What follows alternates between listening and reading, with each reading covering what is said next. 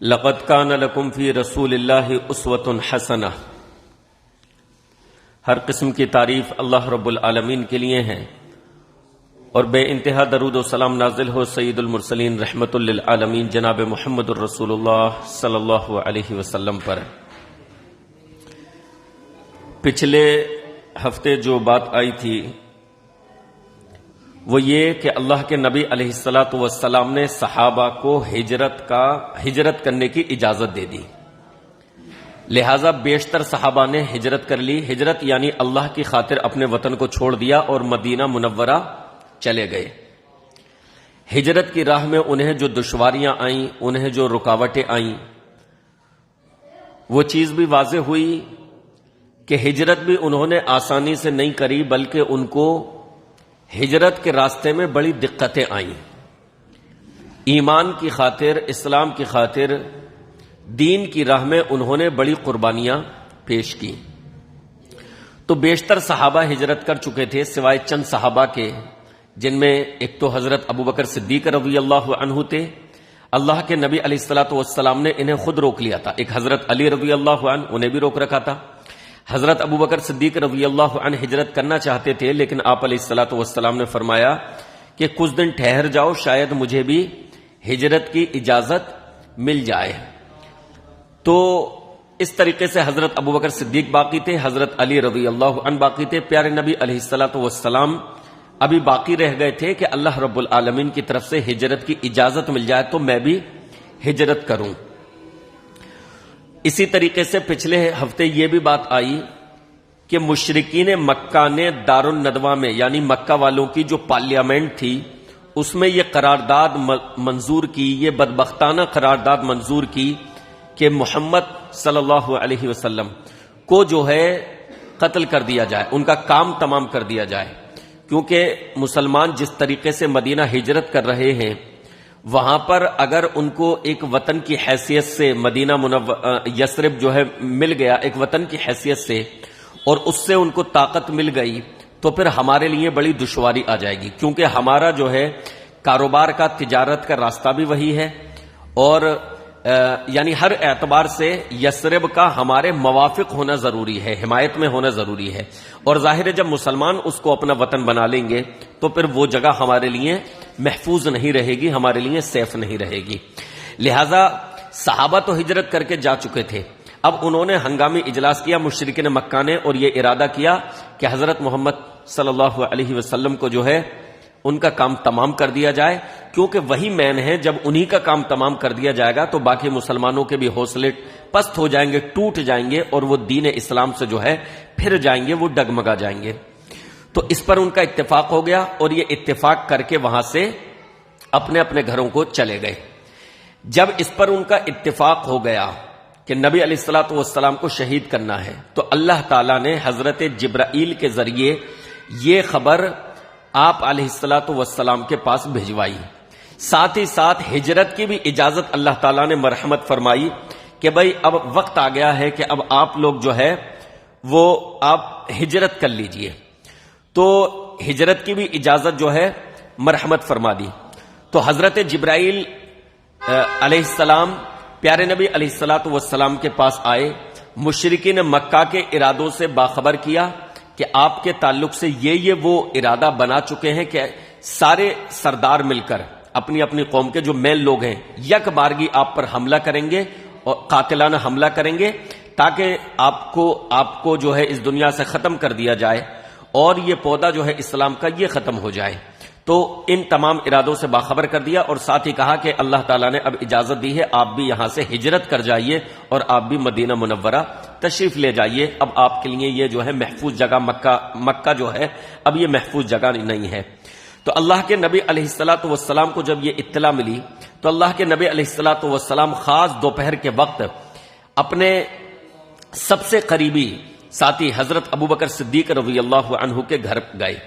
اما عائشہ صدیقہ رضی اللہ عنہا فرماتی ہیں کہ دوپہر کے وقت اللہ کے نبی علیہ الصلوۃ والسلام آ رہے تھے، کسی خبر دینے والے نے خبر دی، کہا کہ اللہ کے نبی کپڑا ڈھانکے سر پر دوپہری کے وقت جو ہے آ رہے ہیں۔ تو حضرت ابوبکر صدیق نے دیکھا تو کہا کہ اس وقت اللہ کے نبی علیہ الصلوۃ والسلام، حضرت عائشہ فرماتی ہیں کہ دوپہری کے وقت آتے نہیں تھے، عام طور پر اللہ کے نبی علیہ السلام دوپہر کے وقت نہیں آیا کرتے تھے، تو حضرت ابوبکر نے اس وقت آتے ہوئے دیکھا تو کہا کہ ضرور کسی اہم کام سے تشریف لا رہے ہیں۔ اللہ کے نبی علیہ الصلوۃ والسلام آئے، حضرت ابوبکر صدیق سے کہا کہ آپ کے پاس جو لوگ ہیں ان کو الگ کر دیجئے، یعنی کوئی رازدارانہ باتیں کرنی ہیں۔ تو حضرت ابوبکر صدیق نے کہا اللہ کے رسول صلی اللہ علیہ وسلم فدا کا ابی و امی، میرے ماں باپ آپ پر قربان، یہاں پر جو اس وقت ہیں وہ آپ کے اہل و عیال ہی ہیں، یعنی حضرت عائشہ تھی جو حضرت ابوبکر صدیق کی صاحبزادی تھی، لیکن اللہ کے نبی علیہ الصلوۃ والسلام کی بیوی تھی، زوجہ محترمہ تھی۔ تو اس طریقے سے کہا کہ آپ کے اہل و عیال ہی ہیں، کوئی باہر کا نہیں ہے۔ تو اللہ کے نبی علیہ الصلوۃ والسلام نے کہا کہ ابوبکر مجھ کو جو ہے اب ہجرت کی، مجھے بھی یہاں سے ہجرت کرنے کی اجازت مل گئی ہے۔ تو ابوبکر صدیق رضی اللہ عنہ نے کہا اللہ کے رسول صلی اللہ علیہ وسلم کے ساتھ میں، یعنی مجھے بھی اجازت مل گئی ہے، میرے لیے بھی، مجھے بھی آپ اپنے ساتھ لے چلیں گے؟ آپ علیہ الصلوۃ والسلام نے فرمایا کہ ہاں ساتھ میں۔ یہ اطلاع دے کر اللہ کے نبی علیہ الصلوۃ والسلام جو ہے وہاں سے لے آئے اور ایک پروگرام طے کر لیا کہ ہم کو کس طریقے سے جو ہے رات میں کس وقت نکلنا ہے یہاں پر خاموشی کے ساتھ۔ ادھر مشرکین مکہ کے جو سرداران تھے، جو ان کی میٹنگ بیٹھی تھی کہ آج رات کو حضرت محمد صلی اللہ علیہ وسلم کا کام تمام کرنا ہے، قاتلانہ حملہ کرنا ہے، وہ لوگ رات کے ہونے کا انتظار کر رہے تھے۔ رات ہوئی، سارے لوگ جمع ہونے شروع ہو گئے اور سب نے جو ہے رات کی تاخیر کا انتظار کیا کہ رات دیر تک ہو جائے خوب، تاکہ ہم اپنے مشن کو انجام دیں۔ اور اس ارادے سے وہ رفتہ رفتہ اللہ کے نبی علیہ الصلوۃ والسلام کے گھر کے پاس جمع ہونے لگے، اور مشرکین مکہ کے تمام سرداروں نے پیارے نبی علیہ الصلوۃ والسلام کے گھر کا گھیراؤ کر لیا۔ گھر کا گھیراؤ کرنے میں بالخصوص یہ 11 سرداران قریش تھے، ابو جہل بن ہشام، حکم بن عاص، عقبہ بن ابی معیط، نضر بن حارث، امیہ بن خلف، زمعہ بن الاسود، طعیمہ بن عدی، ابو لہب، ابی بن خلف، نبیہ بن الحجاج اور اس کا بھائی منبہ بن الحجاج۔ یہ 11 لوگ ننگی تلواروں کے ساتھ رسول گرامی علیہ الصلوۃ والسلام کے گھر کا گھیراؤ کر لیتے ہیں، اور ارادے بڑے ہی برے ہیں، خطرناک ہیں کہ آج کی رات ہمیں جب آدھی رات گزر جائے گی، یعنی مرحلہ صفر آئے گا، یعنی آدھی رات ایک دم ہو جائے گی، تو ہم جو ہے خاموشی سے یا ایک ساتھ جو ہے سارے کے سارے مل کر حملہ کریں گے۔ اور ان کو پورا یہ اعتماد تھا، پورا پختہ ارادہ تھا کہ آج کی رات ہم اپنے مشن میں کامیاب ہو جائیں گے۔ اب تک ہم اپنے مشن میں کامیاب نہ ہو سکے، لیکن آج کی رات جو ہے ہم اپنے اس مشن میں کامیاب ہو جائیں گے۔ انہیں نہیں معلوم تھا کہ ایک تدبیر یہ کر رہے ہیں، ایک چال یہ چل رہے ہیں، اور ایک تدبیر اللہ فرما رہا ہے اپنے رسول کے لیے، اور وہ ہر تدبیر پر اس کی تدبیر غالب ہے۔ اللہ تعالیٰ نے قرآن مجید میں ان لوگوں کے ارادوں کا ذکر ان الفاظ میں فرمایا، وَإِذْ يَمْكُرُ بِكَ الَّذِينَ كَفَرُوا لِيُثْبِتُوكَ أَوْ يَقْتُلُوكَ أَوْ يُخْرِجُوكَ وَيَمْكُرُونَ وَيَمْكُرُ اللَّهُ وَاللَّهُ خَيْرُ الْمَاكِرِينَ۔ اے نبی، وہ وقت بھی یاد کرنے لائق ہے جبکہ یہ تدبیریں کر رہے تھے آپ کے تعلق سے۔ کیا تدبیر کر رہے تھے، کیا پلاننگ کر رہے تھے؟ کہ آپ کو قید کر لیں۔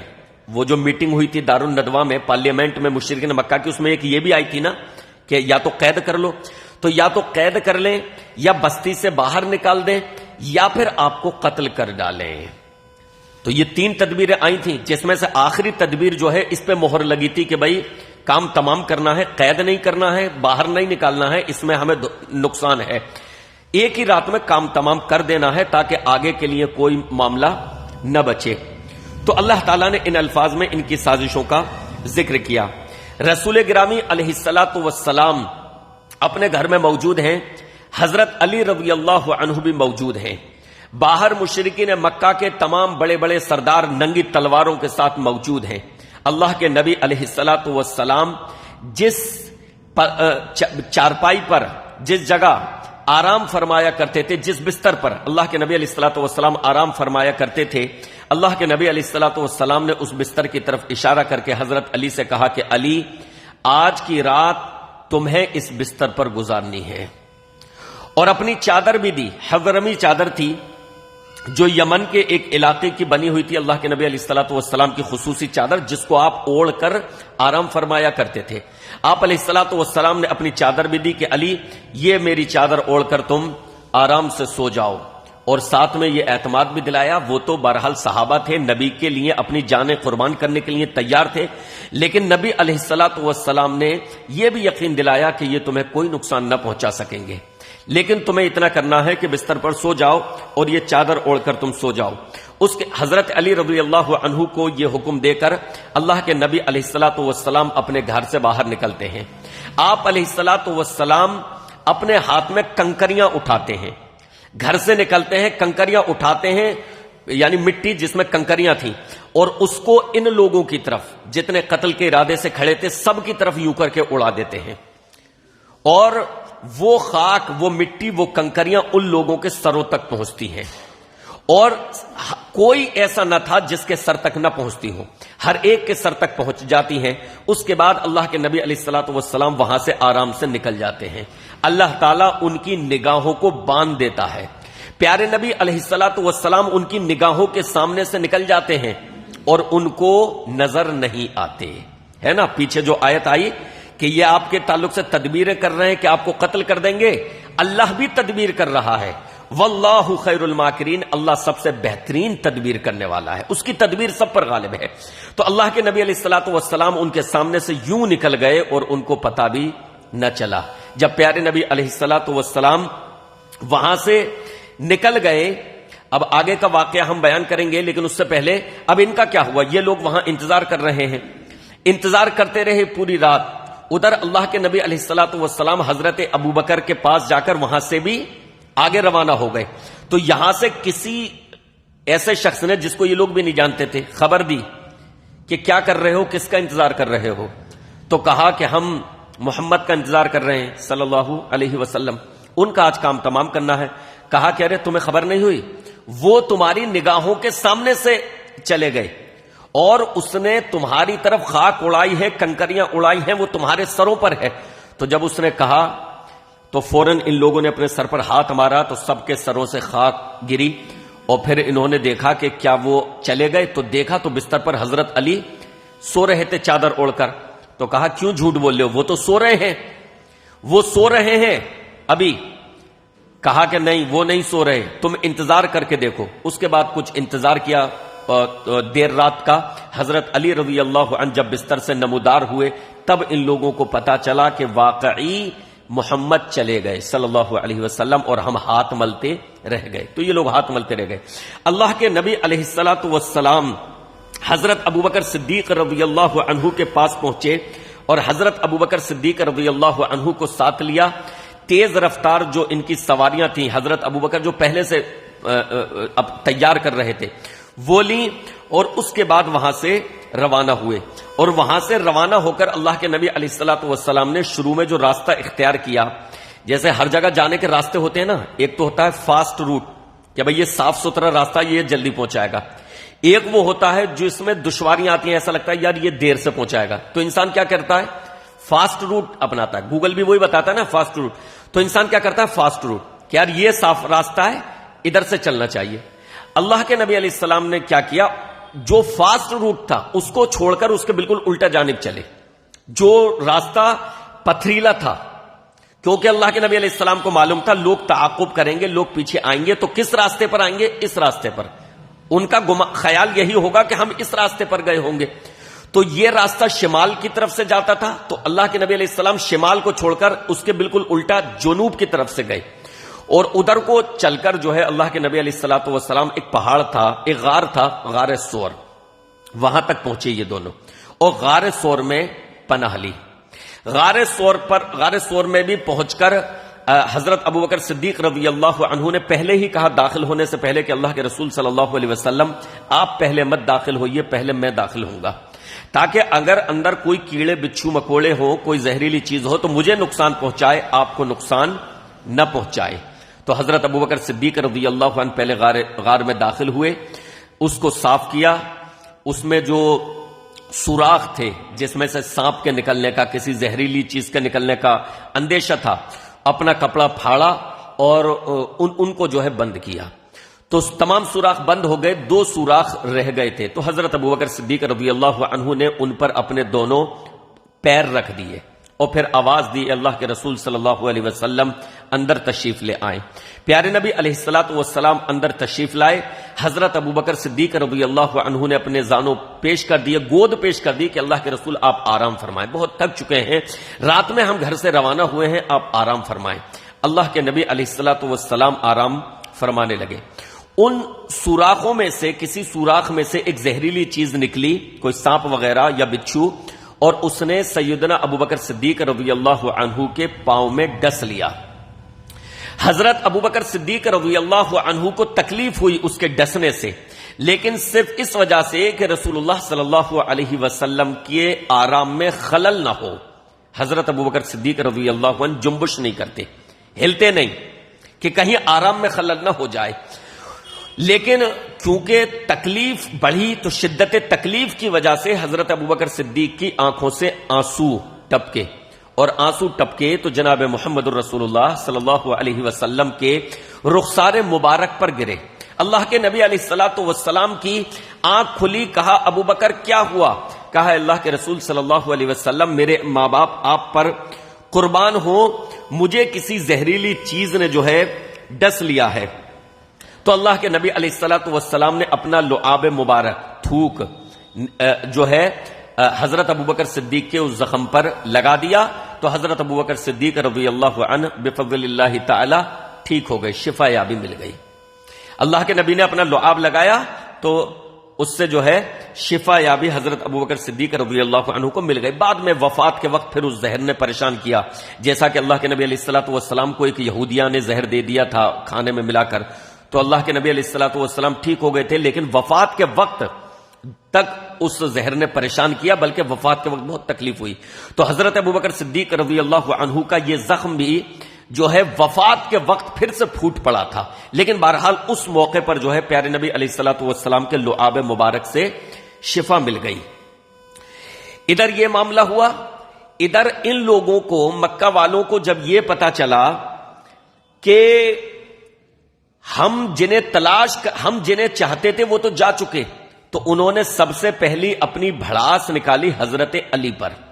حضرت علی رضی اللہ عنہ کو گھسیٹتے ہوئے کعبے کے پاس لے کر آئے اور پوچھتے جاتے تھے کہ بتاؤ تمہارے ساتھی، تمہارے نبی کہاں ہیں؟ لیکن حضرت علی رضی اللہ عنہ یہی کہتے تھے کہ مجھے نہیں معلوم، وہ پتہ دینے کے لیے تیار نہیں تھے۔ تو بہت مارا، پھر بہرحال چھوڑ دیا۔ پھر فوراً حضرت ابوبکر صدیق رضی اللہ عنہ کے گھر یہ لوگ آئے اور دروازہ کھٹکھٹایا، تو سیدنا ابوبکر صدیق رضی اللہ عنہ کی صاحبزادی حضرت اسماء بنت ابی بکر یہ باہر نکلی۔ تو ان لوگوں نے پوچھا کہ بتاؤ تمہارے ابا کہاں ہیں، تمہارے ابا کہاں ہیں؟ تو حضرت اسماء نے کہا کہ مجھے نہیں معلوم۔ تو ان میں سب سے بڑا بدبخت جو تھا ابو جہل، اس نے تماچا حضرت اسماء کو مارا، جس کی وجہ سے ان کی کان کی بالی تک گر گئی، اتنی زور سے تماچا اس نے مارا حضرت اسماء کو، اسماء بنت ابی بکر کو، تو اتنی زور سے اس نے تماچا مارا۔ پھر اس کے بعد یہ لوگ حضرت ابوبکر صدیق رضی اللہ عنہ کے گھر سے لوٹ آئے۔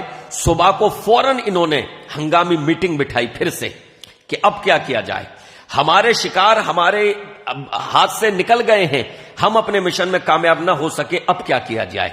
دوسرا انہوں نے ہنگامی اجلاس کیا، پہلا کیا، اس کے بعد اب یہ دوسرا ہنگامی اجلاس انہوں نے فوراً بٹھایا کہ اب کیا کیا جائے۔ تو اب مشورہ یہ طے پایا، یہاں سے یہ لوگ نکل چکے، اب ان کا پیچھا کر کے جو ان کو گرفتار کر کے لائے گا زندہ یا مردہ کسی بھی حالت میں، تو اس کو اس انعام کے طور پر 100 اونٹ دیے جائیں گے، ہر ایک کے بدلے، ایک حضرت محمد صلی اللہ علیہ وسلم، ایک آپ کے بدلے اور ایک ابوبکر صدیق رضی اللہ عنہ، دونوں پر انعام رکھا 100 اونٹ، دونوں پر، ہر ایک کے بدلے اس کو 100 اونٹ دیے جائیں گے۔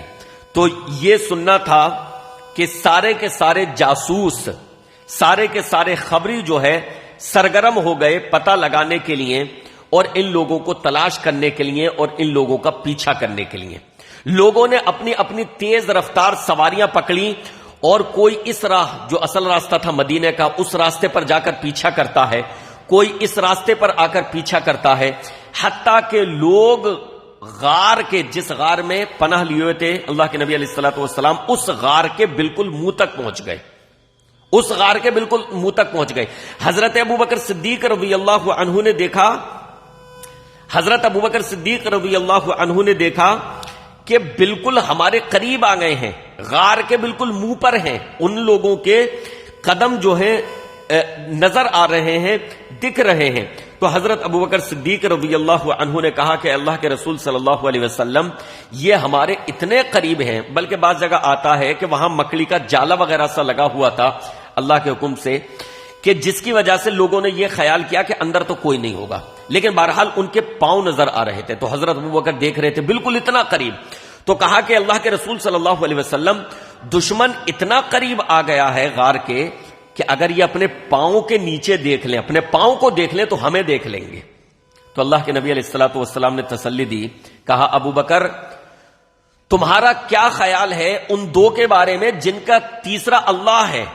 ہم دو ہیں لیکن ہمارا تیسرا، ہمارا ساتھ دینے والا، ہماری حفاظت کرنے والا، ہماری مدد کرنے والا اللہ ہے۔ تو ابوبکر گھبرانے کی ضرورت نہیں ہے۔ بہرحال وہ لوگ تلاش کر کے وہاں سے چلے گئے۔ اس غار میں، غار سور میں رسول اللہ صلی اللہ علیہ وسلم نے 3 راتیں گزاری ہیں، جمعہ، سنیچر، اتوار، 3 راتیں یہیں پر گزاری، تاکہ معلوم تھا کہ شروع میں جو ہے لوگ تعاقب کریں گے، پیچھا کریں گے، لہذا 3 دن یہیں پر رکے رہنے میں جو ہے حکمت اور مصلحت ہے۔ یہ 3 راتیں غار میں حضرت ابوبکر صدیق رضی اللہ عنہ رہا کرتے تھے، پیارے نبی رسول اللہ صلی اللہ علیہ وسلم رہا کرتے تھے، اور ایک تھے حضرت ابوبکر کے ایک صاحبزادے حضرت عبداللہ۔ ان کا کام یہ تھا کہ یہ رات انہی کے ساتھ یہاں پر گزارتے۔ بھائی دشمن کا اندیشہ تو ہے نا، تو یہ لوگ حضرت ابوبکر کے گھر والے یہ صاحبزادے کیسے اکیلا ان کو تنہا چھوڑ سکتے تھے؟ تو ان کے جوان صاحبزادے وہاں پر رات گزارتے تھے کہ اللہ نہ کرے اگر کوئی اچانک کوئی ایسی انہونی ہو جائے تو کم سے کم مقابلہ کرنے کے لیے ہم موجود ہوں۔ تو حضرت ابوبکر کے صاحبزادے عبداللہ بھی وہیں پر رات گزارا کرتے تھے، لیکن صبح سحر ہونے سے پہلے، جیسے ہی صبح ہوتی اس سے پہلے ہی پہلے اندھیرے میں وہاں سے نکلتے اور مکہ والوں میں چلے جاتے، اور وہاں پر یہ ظاہر کرتے کہ میں نے رات مکہ ہی میں گزاری ہے، اور دن بھر پھر ان لوگوں کی خبریں لیتے کہ ان لوگوں کی کیا میٹنگیں چل رہی ہیں، کیا مشورہ چل رہا ہے، کدھر لوگ تلاش کرنے کے لیے جا رہے ہیں، اور دن بھر کی خبریں لے کر پھر رات میں جب تاریکی پھیل جاتی، اندھیرا پھیل جاتا، پھر غار میں آ جاتے اور اللہ کے رسول اللہ صلی اللہ علیہ وسلم کو بتاتے، ان کی باتوں سے مطلع کرتے، حضرت ابوبکر کو بتاتے۔ تو اس طریقے سے یہ چلتا رہا۔ اسی طریقے سے سیدنا ابوبکر صدیق رضی اللہ عنہ کے ایک غلام تھے عامر بن فہیرہ رضی اللہ عنہ۔ ان کا کام یہ تھا کہ یہ بکریاں چراتے تھے، تو حضرت ابوبکر صدیق رضی اللہ عنہ نے انہیں پہلے سے یہ سب سمجھا رکھا تھا۔ یہ بکریاں چراتے چراتے پہاڑی پر غار تک آ جاتے، اور رات میں ہی دودھ دوہ کر، جب اندھیرا تھوڑا سا ہو جاتا تو دودھ دوہ کر جو ہے غار میں دیتے تھے۔ اس طریقے سے رسول اللہ صلی اللہ علیہ وسلم جو ہے دودھ کو نوش فرماتے، سیدنا ابوبکر صدیق نوش فرماتے، تو عامر بن فہیرہ یہ ڈیوٹی دیتے تھے۔ آپ دیکھیں حضرت ابوبکر صدیق رضی اللہ عنہ اور سیدنا ابوبکر صدیق کے گھر والوں کی دین کی راہ میں کس قدر قربانیاں ہیں۔ آج کچھ لوگ ایسے بھی ہیں جو سیدنا ابوبکر صدیق کو نہیں مانتے، اہل تشیع شیعہ حضرات ہیں، جبکہ دیکھیں اسی وجہ سے یہ قربانیاں دیکھیں، حضرت ابوبکر صدیق رضی اللہ عنہ ساتھ ہیں، ان کی صاحبزادی کو تھپڑ مارا ہے ابو جہل نے، ان کا غلام لے کر دودھ لے کر آ رہا ہے، ان کے بیٹے وہاں رات گزار رہے ہیں۔ اللہ کے نبی علیہ الصلوۃ والسلام نے فرمایا تھا کہ دنیا میں جتنے لوگوں نے مجھ پر احسان کیا تھا میں نے ہر ایک کا بدلہ چکا دیا سوائے ابوبکر کے، سوائے ابوبکر کے۔ ابوبکر کے احسانات کا بدلہ میں نہیں چکا سکتا، اس قدر احسانات۔ تو عامر بن فہیرہ جو تھے حضرت ابوبکر کے غلام رضی اللہ عنہ، یہ دودھ لے کر وہاں پر جانوروں کو لایا کرتے تھے اور دودھ وہاں پر پہنچا دیا کرتے تھے۔ اب قریش والوں نے خوب تلاش کیا اور بڑے جاسوس ادھر ادھر لگ گئے تلاش کرنے کے لیے، لیکن اللہ کے نبی علیہ الصلوۃ والسلام کو یہ لوگ نہ پا سکے۔ جب ان کی تلاش کچھ ٹھنڈی پڑ گئی، بھائی ہوتا ہے نا شروع میں جذبہ زیادہ ہوتا ہے، جوش زیادہ ہوتا ہے، تو جب ان کا جوش ٹھنڈا پڑ گیا 3 دن میں، اور یہ لوگ تھوڑے سے مایوب سے ہو گئے کہ شاید وہ لوگ راستے سے وہ لوگ نکل چکے ہمارے ہاتھوں سے، 3 دن کے بعد پھر رسول اللہ صلی اللہ علیہ وسلم نے غار سے مدینہ منورہ کی طرف نکلنے کا ارادہ فرمایا۔ ایک شخص تھا عبداللہ بن اریقط، یہ مکہ والوں کے دین پر تھا، مسلمان نہیں تھا، لیکن اس سے رسول اللہ صلی اللہ علیہ وسلم نے اور حضرت ابوبکر صدیق نے پہلے ہی معاملہ طے کر لیا تھا اجرت پر کہ تم ہمیں مدینہ تک پہنچاؤ گے۔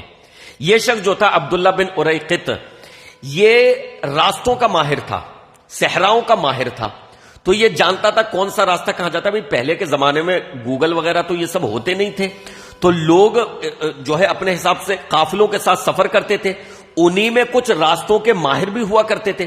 تو یہ جو تھا عبداللہ بن اریقط، یہ راستوں کا ماہر تھا، بالخصوص صحرائی راستوں کا انتہائی ماہر شخص تھا، قابل اعتماد تھا، مکے والوں کے دین پر تھا لیکن اعتبار کے قابل تھا۔ تو رسول اللہ صلی اللہ علیہ وسلم نے اجرت پر، حضرت ابوبکر نے اجرت پر اس سے معاملہ طے کر لیا تھا کہ مدینہ تک تمہیں ہمیں ہماری رہنمائی کرنی ہے، وہاں تک ہمیں پہنچانا ہے، اور اپنی دونوں سواریاں بھی اسی کے حوالے کر دی تھی۔ غار میں اس حال میں آئے تھے کہ سواری نہیں تھی ساتھ، سواری اسی کے حوالے کر دی تھی۔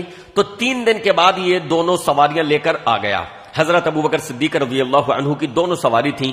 حضرت ابوبکر صدیق رضی اللہ عنہ نے کہا کہ اللہ کے رسول صلی اللہ علیہ وسلم، میرے ماں باپ آپ پر قربان، اس میں سے جو سواری آپ مناسب سمجھیں، جو سواری آپ بہتر سمجھیں، اپنے لیے پسند فرما لیں۔ بہرحال اس کے بعد اب یہ لوگ غار سے نکلے، اور پھر یہ شخص جو تھا عبداللہ بن اریقط، اس کی رہنمائی میں یہ لوگ چلے۔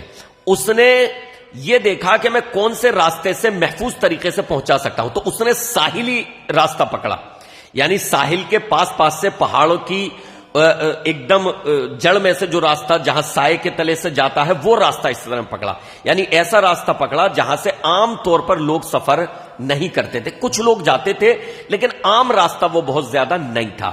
تو اس کو اسی بات کی اجرت مل رہی تھی کہ بھئی تمہیں ہمیں سیف راستے سے پہنچانا ہے۔ رسول اللہ صلی اللہ علیہ وسلم حضرت ابوبکر صدیق رضی اللہ عنہ چلے۔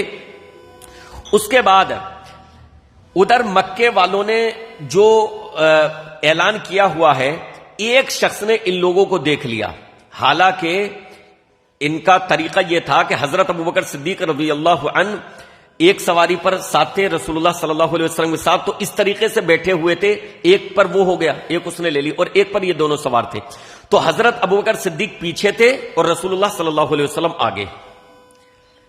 تو کوئی بھی پوچھتا حضرت ابوبکر سے کہ بھئی یہ کون ہے آپ کے ساتھ آگے، تو سیدنا ابوبکر صدیق رضی اللہ عنہ جواب دیتے کہ یہ مجھے راستہ بتانے والے ہیں، مجھے راستہ دکھانے والے ہیں۔ وہ یہ سمجھتا کہ یہ ظاہری یہ راستہ دکھانے والے ہیں، لیکن حضرت ابوبکر کی مراد یہ ہوتی کہ یہ مجھے سیدھا راستہ دکھانے والے ہیں، اللہ تک پہنچانے والا وہ راستہ دکھانے والے۔ تو اس طریقے سے بڑی ہی رازداری سے یہ سفر ہو رہا تھا، لیکن ایک شخص نے دیکھ لیا، پتا چلا اس کو، اور اس نے مکے میں جا کر، ایک شخص تھا سراقہ بن مالک بن جعثم، تو وہ مجلس میں بیٹھا ہوا تھا، اپنی قوم کا سردار تھا، اس کی مجلس میں جا کر اس نے اطلاع دی۔ تو سراقہ فوراً بھاپ گیا، اس وقت تک انہوں نے اسلام قبول نہیں کیا تھا، تو فوراً بولا کہ نہیں وہ کوئی اور ہوں گے، وہ کوئی اور ہوں گے، وہ محمد نہیں ہوں گے، ابوبکر نہیں ہوں گے جنہیں تم نے دیکھا، تمہیں مغالطہ ہوا ہے۔ یہ کہہ کر اس نے بات وہی ختم کر دی، تو بات پھیلی نہیں، اور وہ پھیلانا بھی نہیں چاہتا تھا، سراقہ پھیلانا بھی نہیں چاہتا تھا۔ کیوں؟ تھوڑی دیر میں مجلس سے اٹھا اور تیز رفتار سواری لی، اور پھر ان کے تعاقب میں نکل گیا۔ 100 اونٹ اس کی منشا یہ تھی کہ 100 اونٹ مجھے ملے، بات پھیل جائے گی تو دوسرے لوگ بھی اس راستے پر پہنچ جائیں گے، یہ بھی اللہ کی طرف سے کرنا ہوا۔ تو سراقہ نے تیز رفتار سواری لی اور اسی راستے پر چلا جس راستے کی اس کو خبر ملی تھی کہ اس راستے پر یہ لوگ ہیں۔ تو سیدنا ابوبکر صدیق رضی اللہ عنہ اور رسول اللہ صلی اللہ علیہ وسلم کے یہ بالکل قریب آ گیا، بالکل قریب، اتنا قریب کہ مسند احمد کی روایت ہے کہ یہ 1 نیزہ یا 2 نیزے یا اس سے بھی کم کا فاصلہ صرف رہ گیا۔ حضرت ابوبکر صدیق رضی اللہ عنہ پیچھے دیکھتے جاتے تھے اور فرماتے تھے کہ اللہ کے رسول، دشمن نے ہمیں پا لیا ہے، دشمن ہم تک آ پہنچا. تو اللہ کے نبی علیہ الصلوۃ والسلام فرماتے لا تحزن ان اللہ معنا. ابو بکر غم مت کرو، ابو بکر ڈرو مت، اللہ ہمارے ساتھ ہے. لا تحزن ان اللہ معنا. یہاں تک کہ جب ایک تیر، دو تیر، اتنا یا ایک اس سے بھی کم کا فاصلہ رہ گیا، روایت میں آتا ہے کہ اس سے بھی کم کا فاصلہ رہ گیا، تو حضرت ابوبکر صدیق رضی اللہ عنہ نے یوں مڑ کر دیکھا تو حضرت ابوبکر صدیق کی آنکھوں سے آنسو بہنے لگے. تو اللہ کے نبی علیہ السلام نے کہا ابوبکر رو رہے ہو؟ رو کیوں رہے ہو؟ کہا اللہ کے رسول واللہ ما علی نفسی ابکی ولکن ابکی علیک. اے اللہ کے رسول صلی اللہ علیہ وسلم، قسم اللہ کی میں اپنی جان کے خوف سے نہیں رو رہا کہ مجھے اپنی جان کی پرواہ ہے. رسول اللہ صلی اللہ علیہ وسلم، فدا کا ابی و امی، آپ پر میرے ماں باپ قربان ہو جائیں، مجھے تو آپ کا اندیشہ ہے، آپ کی فکر ہے، اس لیے میری آنکھوں سے آنسو بہ رہے ہیں. ادھر سراقہ کا یہ حال ہوا. سراقہ کا خود کا کہنا ہے کہ میرے گھوڑے کے دونوں اگلی ٹانگیں جو ہیں وہ زمین میں دھس گئیں. پھر اس کو نکالنا چاہا اور پھر بھگانا چاہا، لیکن گھوڑے نے نکلنے سے انکار کر دیا. وہ پھسلتا جاتا تھا تو سراقہ بار بار تقدیر کے وہ پانسا نکالتا، جو ان لوگوں کا طریقہ تھا نکالنے کا کہ پیچھا کرنے میں بہتری ہے یا نہیں. تو ہر بار یہ نکل رہا تھا کہ پیچھا مت کرو، لیکن وہ پھر بھی 100 اونٹوں کے چکر میں.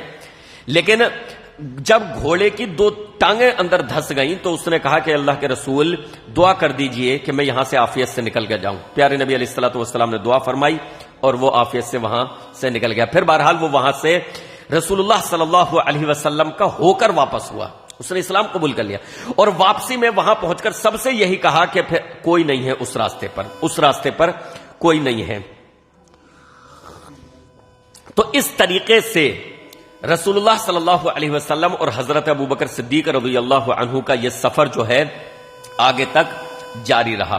اس سفر میں کچھ اور اہم واقعات جو ہیں پیش آئے ہیں، انشاءاللہ العزیز اگلے درس میں ہم آپ کے سامنے پیش کریں گے. اسی سفر ہجرت میں حضرت ابوبکر صدیق رضی اللہ عنہ اور بھی کئی اس کے علاوہ واقعات پیش آئے ہیں. اس کے بعد پھر مدینہ منورہ میں کیسے تشریف آوری ہوئی ہے، لوگوں نے کیسا والہانہ استقبال کیا ہے، انشاءاللہ العزیز اگلی قسط میں یعنی اگلے ہفتے اس کو جو ہے بیان کیا جائے گا. اللہ رب العالمین سے دعا ہے کہ رب العالمین ہمیں سیرت کے تمام واقعات اپنے ذہنوں میں محفوظ رکھنے کی اللہ توفیق عطا فرمائے. رب العالمین ان واقعات کو ہمارے ذہنوں میں جو ہے محفوظ فرما دے. آمین یا رب العالمین. وصلی اللہ تعالی علی رسول خیر خلقہ محمد وآلہ وصحبہ اجمعین برحمتک یا ارحم الراحمین.